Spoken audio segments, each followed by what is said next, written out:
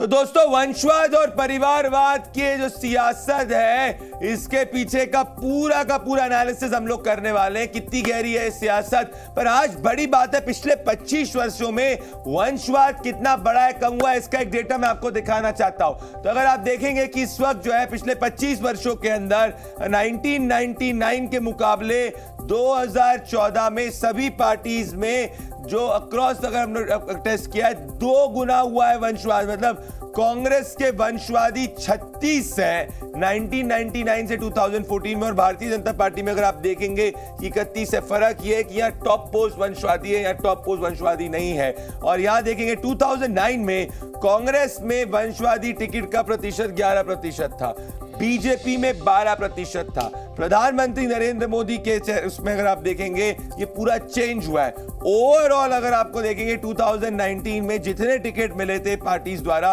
उसमें 389 वंशवादी थे। इसके बाद 2019 मतलब, और ये 389 वंशवादियों में से 53 वंशवादियों को जीत मिली थी। तो जीत का प्रतिशत जो है ये सिर्फ और सिर्फ 12% है, 20% भी नहीं है। 2019 की लोकसभा में ओवरऑल अगर आप देखेंगे, हम अगर हर सांसद के पीछे का बैकग्राउंड चेक करा हमारी पूरी टीम ने, मेरी पूरी टीम ने, और मेरी टीम ने पाया कि 9.5% लोकसभा सांसद जो है उनका कोई ना कोई भतीजा, बेटा, पिता, किसी ना किसी का कुछ राजनीतिक कनेक्शन है। कांग्रेस में 2019 में 53 सांसद जो है वो कांग्रेस के अंदर जो है उनका 31% उन सांसदों का अगर पाया गया कुछ ना कुछ वंशवादी कनेक्शन है। बीजेपी में ये परसेंटेज कांग्रेस से 9% कम है और 22% है। तो वंशवादी इस वक्त जो है अगर आप देखेंगे ज्यादा कांग्रेस पार्टी है, और इस वंशवादी ज्यादा कांग्रेस पार्टी, और टॉप के अंदर भी हम पूरा का पूरा एनालिसिस करेंगे। इसके पीछे का गणित क्या है, हर स्टेट वाइज हम जाएंगे। और इसकी बात इसीलिए कर रहे हैं क्योंकि कर्नाटका कांग्रेस के चीफ मिनिस्टर सिद्धरामैया कह रहे हैं कि भाई मंत्रियों के बच्चे और उनके रिश्तेदार को टिकट देना परिवारवाद नहीं है, बल्कि वो कह रहे हैं कि वो अच्छा काम करते हैं तो इसीलिए उनको टिकट दिया जाता है। मतलब इनडायरेक्टली वो परिवारवाद को बैक कर रहे हैं। अब इसमें हमको ये देखने की जरूरत है कितनी सच्चाई है, क्योंकि जनता ये नेताओं को 24 की सरकार में देख रही है। देखिए ये रिपोर्ट।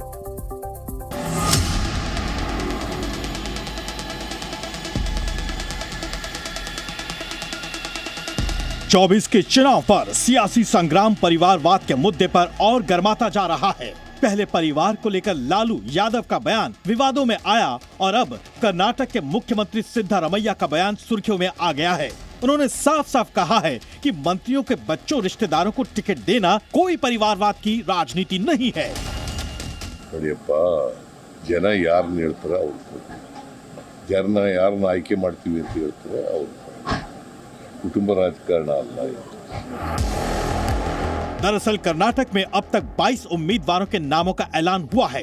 इनमें कांग्रेस अध्यक्ष मल्लिकार्जुन खड़गे के दामाद राधा कृष्ण डोडामणि समेत 12 वो उम्मीदवार चुनाव मैदान में हैं, जो यहाँ के कांग्रेस नेताओं और मंत्रियों के परिवार से आते हैं। कर्नाटक के मुख्यमंत्री को 28 में से 20 सीटें कांग्रेस के हाथ में आती दिख रही हैं। बीजेपी को बैठे बिठाए एक बार फिर परिवारवाद की राजनीति पर हमला करने का मौका मिला है। आपको बता दें कि पटना के गांधी मैदान से लेकर मैसूर तक इंडिया गठबंधन परिवारवाद पर ऐसे बयान दे रहा है, जिससे प्रधानमंत्री नरेंद्र मोदी को परिवारवाद की राजनीति पर हमला बोलने का शानदार मौका मिला है। यही वजह है कि बीजेपी के कैंपेन में मैं हूं मोदी का परिवार भी जनता को प्रभावित कर रहा है। आज पूरा देश एक सुर में कह रहा है, मैं हूं मोदी का परिवार। दरअसल परिवारवाद को लेकर इंडिया गठबंधन से जुड़े गांधी परिवार, लालू परिवार, ठाकरे परिवार, शरद पवार के परिवार और मुफ्ती अब्दुल्ला के परिवार तक इस बार सियासी मैदान में बीजेपी हमलावर है।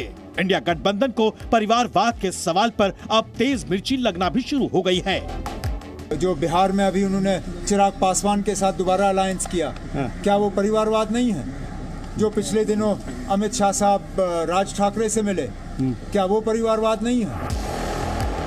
सवाल है कि क्या कांग्रेस समेत इंडिया गठबंधन के नेता चुनाव मैदान में परिवारवाद पर हार की हैट्रिक लगाने की ओर बढ़ रहे हैं? ब्यूरो रिपोर्ट, जी मीडिया। तो दोस्तों, इस पूरे के पूरे सियासी वंशवादी चीजों का डीएनए के अलावा जो हम लोग करने वाले हैं दोस्तों, उसके नक्श तक जाएंगे, हम नब्ज तक जाएंगे, उसका विश्लेषण करेंगे। तो अब क्या है भाई, अगर आप क्रॉस देखेंगे कौन ज्यादा वंशवादी है, सबसे बड़ी वंशवादी पार्टी कौन सी, डेटा के हिसाब से आपको मैं बताना चाहता हूं। आइए अगर हम देखेंगे कि सब पहले कांग्रेस पार्टी को देखिए भाई दोस्तों। अरे भैया, यहां तो सब कुछ ही शुरुआत से वंशवादी है। जवाहरलाल नेहरू जी, उसके बाद इंदिरा गांधी, राजीव गांधी, सोनिया गांधी, राहुल गांधी, प्रियंका गांधी वाड्रा, ये सब एक ही परिवार के दोस्तों। इसीलिए कांग्रेस को परिवारवादी पार्टी कहा जाता है कि इसके अंदर टॉप पोस्ट परिवार के व्यक्तियों के लिए ही जो है रिजर्व्ड है। इसीलिए इन पे आरोप लगता है और ये आरोप चिपकता भी है कि अगर आप देखेंगे कि जो पूरा का पूरा इनिशियल से लेकर अभी तक है, जवाहरलाल नेहरू जी के यहां से लेकर उनकी जो बेटी इंदिरा गांधी और यहां से पूरा लेकर सिर्फ और सिर्फ एक परिवार जो है उसी का पूरा सियासी वंशज है। इसीलिए कांग्रेस पार्टी पे आरोप लगता है वंशवाद का। तो पहली चीज कांग्रेस का अगर आप देखेंगे कि पूरा जो फैमिली ट्री है यही पार्टी को गवर्न करती आ रही। नेक्स्ट मैं मूव करना चाहता हूं, कर्नाटका के अंदर आप देखेंगे जहां सिद्धरामैया ने बात करी, यहां वंशवाद का क्या स्थिति है। मल्लिकार्जुन खड़गे, राधा कृष्ण डोडामणि जो है वो उनके दामाद हैं, तो इनके दामाद को टिकट दिया गया है। सीएम सिद्धरामैया, इनके परिवार को टिकट मिला है। इसके बाद रामलिंगा रेड्डी की बेटी सौम्या को बैंगलोर दक्षिण से टिकट मिला है। बाप रे, मतलब इतने टिकट में से परिवारवाद। शिवानंद पाटिल की बेटी को भी यहां से संयुक्त बालाकोट से टिकट मिला है। मतलब यहां पे हैवी परिवारवाद देखने को मिला है। अगर आप देखेंगे ईश्वर खड़गे के बेटे सागर को भी बीदर से टिकट मिला है। आगे लक्ष्मी है बालकर के बेटे मृणाल को भी बेलगांव से टिकट मिला है। लक्ष्मी बालकर बेलगांव की नेता है। सतीश जारकिहोली की बेटी को, प्रियंका चिक्कोड़ी को भी यहां से टिकट मिला है। तो कांग्रेस जो है कर्नाटका के अंदर परिवारवाद के ओशन में बहती हुई दिख रही है दोस्तों। फिर एस मल्लिकार्जुन की पत्नी डॉक्टर प्रभा दावणगेरे को भी यहां से टिकट मिला हुआ है। इनको डॉक्टर प्रभा को दावणगेरे से टिकट मिला है दोस्तों। पूर्व मंत्री रहमान खान के बेटे मंसूर खान को भी बैंगलोर सेंट्रल से टिकट मिला है। तो मैं तब से पढ़ता जा रहा हूं, ये परिवारवाद की लिस्ट ही खत्म नहीं हो रही है। पूर्व विधानसभा अध्यक्ष वेंकटप्पा के बेटे राजीव गौड़ा जो है वो बैंगलोर उत्तर से चुनाव लड़ रहे हैं दोस्तों। अगर डी के शिव कुमार के भाई डी के सुरेश बैंगलोर ग्रामीण से चुनाव लड़ रहे हैं, मतलब यह हैवी परिवारवाद है दोस्तों। पूर्व मंत्री पुट्टास्वामी के जो पोते हैं वो श्रेयस पटेल वो हासन से चुनाव लड़ रहे हैं। सो यहां पे और अगर आगे बढ़ेंगे, पूर्व विधायक हितन लाल के बेटे राजशेखर कोप्पल से चुनाव लड़ रहे हैं। तो कांग्रेस कर्नाटका के अंदर अगर आप देखेंगे तो सिर्फ और सिर्फ परिवारवाद देखने को मिला है। 60% से ज्यादा टिकट्स जो है उनका कोई ना कोई फैमिली कनेक्शन है। भारतीय जनता पार्टी को सेम स्टेट में हम देखते हैं। बीजेपी की क्या स्थिति है, बीजेपी का देखेंगे, येदुरप्पा के बेटे राघवेंद्र जो है वो सांसद है शिवमोगा से।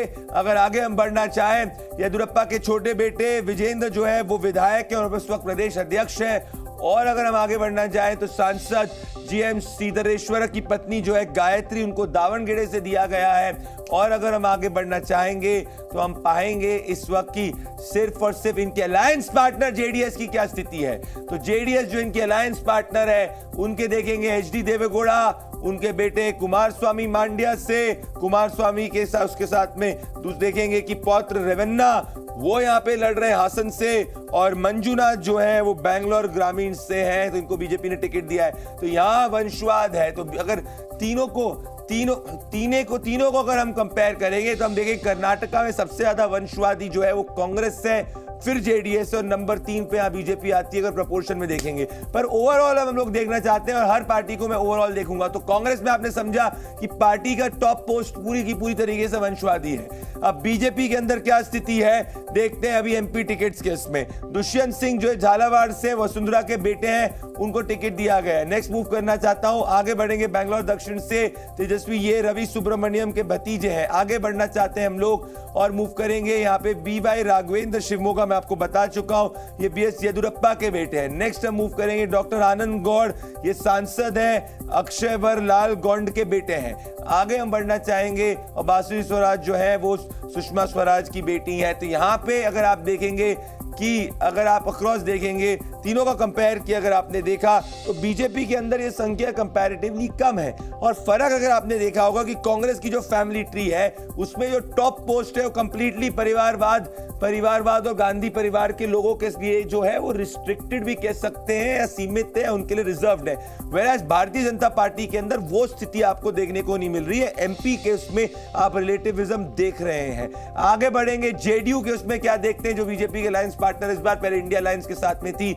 यहां पे विजय लक्ष्मी जो है वो उम्मीदवार है सीवान से, वो पूर्व विधायक रमेश कुशवाहा की पत्नी है, तो इनका कोई ना कोई कनेक्शन आ रहा है। नेक्स्ट हम मूव करना चाहते हैं कि देखेंगे लवली आनंद है, वो उम्मीदवार है शिवर से, पूर्व सांसद ये आनंद मोहन की पत्नी है, तो जेडीयू से नंबर 2। नेक्स्ट मूव करना चाहते हैं हम और आगे बढ़ेंगे तो ये पाएंगे हम लोग जेडीयू से कि जेडीयू में लवली आनंद जो है उनके साथ की उनकी जो पत्नी है उनका लवली आनंद जो है वो उम्मीदवार है शिवरा से, वो पूर्व सांसद आनंद मोहन की पत्नी है। तो ओवरऑल जेडीयू में अगर आप देखेंगे कि जो अलायंस पार्टनर है इसमें भी वापस से ह्यूज सिग्निफिकेंस जो है वो परिवारवाद का नहीं देखने को मिला है। नीतीश कुमार का कोई परिवारवाद कनेक्शन नहीं है। अब मैं ओपी राजभर की पार्टी के पास आना चाहता हूं, तो यहां पे अगर क्रॉस आप देखेंगे तो ओपी राजभर की पार्टी में आप देखेंगे अरविंद राजभर है जो इस वक्त उम्मीदवार है घोषी से, वो अध्यक्ष है ओम प्रकाश राजभर के बेटे हैं। तो ओम प्रकाश राजभर जो अध्यक्ष है उनके बेटे हैं, उनको टिकट मिला है। निषाद पार्टी में प्रवीण निषाद को टिकट मिला है, ये उम्मीदवार है संत कबीर नगर से, ये संजय निषाद के बेटे। तो दोनों पार्टी में बेटों को टिकट मिला गया, तो यहां भी वंशवाद देखने को मिल रहा है। तो अगर अभी तक आप देखेंगे जो क्रॉस हम देखेंगे, अभी तक हमने पाया कि कांग्रेस कर्नाटका के अंदर डेटा के हिसाब से प्योर वंशवाद यहां पे देखने को मिला है। 60% से ज्यादा जो लोग को टिकट मिला है वो कोई ना कोई भतीजा भाई रिलेटिव से कनेक्टेड है। भारतीय जनता पार्टी में टॉप पोस्ट पे कोई परिवारवाद देखने को नहीं मिला है। और वहीं अगर कर्नाटका में हमने कंपेयर किया, नंबर 1 पे कांग्रेस आ रही है, नंबर 2 के ऊपर जेडीएस है, नंबर 3 पे वंशवाद में बीजेपी आ रही है। पर बीजेपी के जो अलायंस पार्टनर्स हैं उसमें सबसे ज्यादा परिवारवाद जो है वो राजभर जी की पार्टी और निषाद जी की पार्टी में देखने को मिल रहा है। दोनों ने अपने बेटों को ही टिकट दिया है। अब समाजवादी पार्टी नेक्स्ट पार्टी में मूव करना चाहता हूं, उसकी स्थिति क्या है। तो समाजवादी पार्टी की आप स्थिति देखेंगे तो ये इसकी अभी जन्म जो है वो परिवारवाद पे हुआ है। मुलायम सिंह यादव जो है वो एक संघर्ष से एक पूरे के पूरे आंदोलन से निकले हुए नेता थे। उसके बाद जाके उनकी पूरा फैमिली ट्री आप देख सकते हैं, सबके सब जो पूरा परिवार जो है मुलायम सिंह यादव का, वो इस वक्त राजनीति में। अखिलेश यादव जो पुत्र हैं वो इस वक्त जो है पार्टी के अध्यक्ष हैं। डिंपल यादव कन्नौज से उम्मीदवार है। धर्मेंद्र यादव भतीजे जो है वो आजमगढ़ से उम्मीदवार है। अक्षय यादव भतीजे जो फिरोजाबाद से उम्मीदवार है। फिर तेज प्रताप यादव एक और भतीजे जो रामपुर से टिकट की उम्मीद कर रहे हैं। और शिवपाल यादव भाई जो है बदायूं से उम्मीदवार है। तो ये पूरा परिवार जो है, जब आपने कांग्रेस में और समाजवादी पार्टी में प्योर सिमिलैरिटी देखने को मिल रही है कि ये भी परिवारवादी इसका जन्म है और कांग्रेस का भी परिवारवादी जन्म है। और यहाँ पे हर जो रिलेटिव है जो इसका आप देख रहे, भले वो शिवपाल यादव हो गए जो उनके भाई हो गए, भले वो डिंपल यादव हो गई जो अखिलेश जी की पत्नी है, ये सब के सब जो उम्मीदवार हैं इनका कनेक्शन यादव परिवार से है। सो ये आप अगर देखेंगे समाजवादी पार्टी के अंदर और कांग्रेस में एक सिमिलैरिटी देखने को मिली कि दोनों का जन्म जो है वो परिवारवाद पे हुआ है। दोनों फैमिलीज जो है वो एक तरफ गांधी परिवार है जिसके पास टॉप पोस्ट है, यहाँ पे मुलायम परिवार है जिसके पास टॉप पोस्ट है। अब आरजेडी जो दूसरी बिहार की सबसे बड़ी पार्टी, उसकी क्या स्थिति है, let's come on that. RJD में परिवारवाद की क्या स्थिति। लालू प्रसाद यादव से पार्टी शुरू हुई थी। राबड़ी देवी अपनी उनकी पत्नी है, एक समय में बिहार की मुख्यमंत्री हुआ करती थी।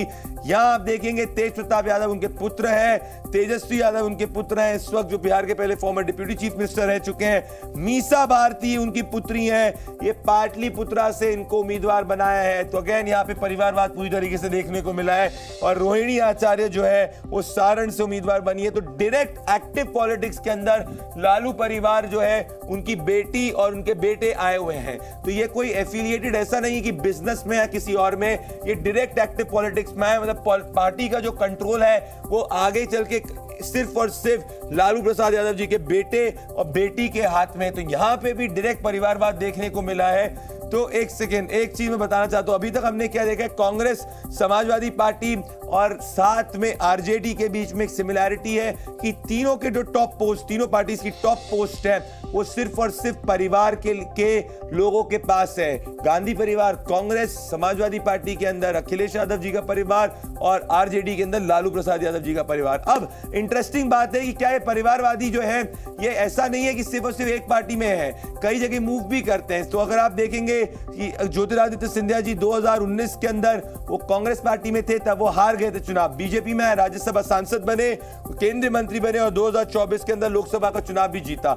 नेक्स्ट पे करेंगे आरपीएन सिंह, कुशीनगर के में यूपी में थे, 2019 में अपना चुनाव हारे, 2019 के बाद वो बीजेपी के अंदर आए और राज्यसभा सांसद बने और अभी उनको टिकट मिला है। जितेंद्र प्रसाद जब वो कांग्रेस में थे 2019 का चुनाव हारे थे, फिर बीजेपी में आए, बीजेपी में यूपी में कैबिनेट मंत्री बने और 2024 में पीलीभीत से भी उम्मीदवार है। तो बीजेपी के अंदर आके इनकी जीत लगभग तय होती है, इसीलिए स्विच ये करते हैं और उसका कारण है मोदी फैक्टर। यहां अगर आप देखेंगे जयंत चौधरी सपा के साथ गठबंधन में थे, 0 सीटों पे आए थे, पर वहीं जब भारतीय जनता पार्टी के साथ आ गए तो यूपी में 2 सीट में इनको उम्मीदवारी मिली है और अभी इनको बागपत की सीट भी मिली है, सहारनपुर की सीट पर बागपत की सीट इनको मिली और बिजनौर की सीट मिली। तो ये बड़ी बात है। तो बड़ी बात आप देखेंगे कि जो भी कांग्रेस के अंदर परिवारवादी होता है, जिसका कोई ना कोई व्यक्ति पॉलिटिक्स के अंदर है, पिता पॉलिटिक्स के अंदर है, कोई भतीजा पॉलिटिक्स के अंदर, जब वो बीजेपी के अंदर स्विच करता है तो उसकी जीत की गारंटी बढ़ जाती है, क्योंकि वहां पे वोट प्योर मोदी वोट के नाम पे वोट हो रहा है भारतीय जनता पार्टी का, इसीलिए यहां पे इनका जीत की प्रोबेबिलिटी बढ़ जाती है। वहीं कांग्रेस पार्टी के अंदर जो गांधी परिवार के एंटी वोट अभी ग्राउंड पे पड़ रहा है, इसीलिए जो परिवारवादी कांग्रेस के अंदर रहता है उसको नुकसान होता है। अब मतलब क्या है कि क्या दूसरे दलों के अंदर परिवारवाद बीजेपी में जीत की गारंटी क्यों होता है? ये अगर आप देखेंगे, चिराग पासवान जो है वो रामविलास पासवान जी के बेटे हैं। 2019 में एनडीए के साथ में थे, 39 सीट्स एनडीए के पास आई। 2024 में फिर एनडीए के साथ में और एनडीए को मजबूती प्रोवाइड कर रहे हैं।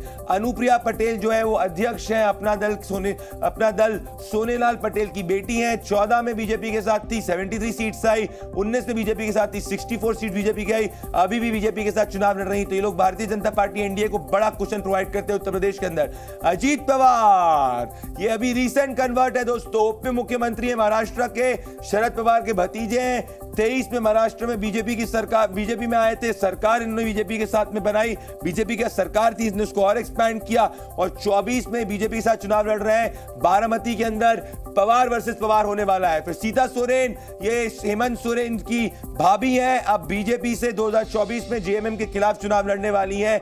ये दुमका से उम्मीदवार है भारतीय जनता पार्टी की। तो अगर आप अक्रॉस आप देखेंगे तो अक्रॉस समीकरण क्या है कि जितने भी ये सब लोग बीजेपी की तरफ मूव हुए, ये वो हारी हुई सीट जो पिछली बार बीजेपी ने हारी थी, से फॉर एग्जांपल बारामती या दुमका, इन सब पे ये बीजेपी को स्ट्रांग, एनडीए को स्ट्रांग करने में देख रहे हैं। तो मेरा फाइनल एनालिसिस क्या है, आपके चुनावी प्रोफेसर प्रदीप भंडारी का एक्चुअल एनालिसिस क्या है कि भाई परिवारवाद चिपकता किस पे है?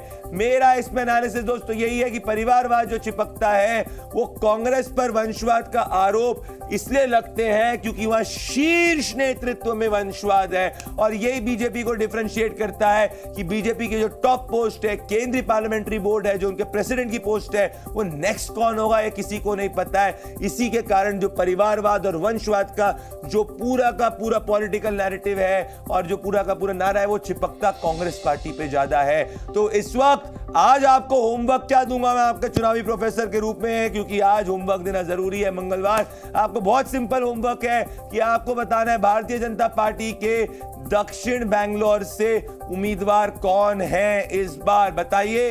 इसको फुल स्क्रीन पे भी मैं दिखाना चाहूंगा। 24 की सरकार पे हैशटैग से कमेंट करिए या 8588058111। युवा है, हिंट दे रहा हूं, युवा है, काफी प्रखर नेता है भारतीय जनता पार्टी के और युवा सांसद है। इनका आपको नाम बताना है। जो 24 की सरकार पे सही नाम बताएगा उसके हिसाब से उसको हम पढ़ेंगे भी और आगे चल के उसको हम लोग गिफ्ट भी दे सकते हैं। तो जी न्यूज पे आप जुड़िए 24 की सरकार पे। दोस्तों ये आपका शो है, ये इलेक्शन का शो है। जो इलेक्शंस के डाउट हैं आप मुझसे अपने इलेक्शन प्रोफेसर से पूछिए। मेरे साथ जुड़ने के लिए धन्यवाद। कल फिर हाजिर होऊंगा। नमस्कार। जी न्यूज।